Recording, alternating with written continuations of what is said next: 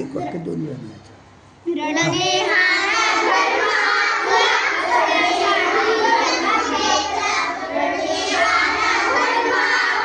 हसण्यावारी जन्म घे, हसण्यासाठी भारतभूषा आद मनी उमटू दे.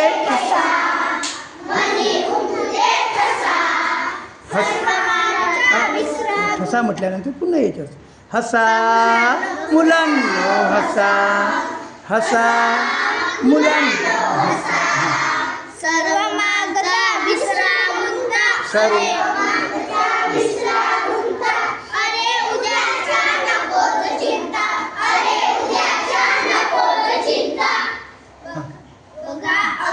बरोबर. बघा अरुण तो बाळांनो रे, तो कसा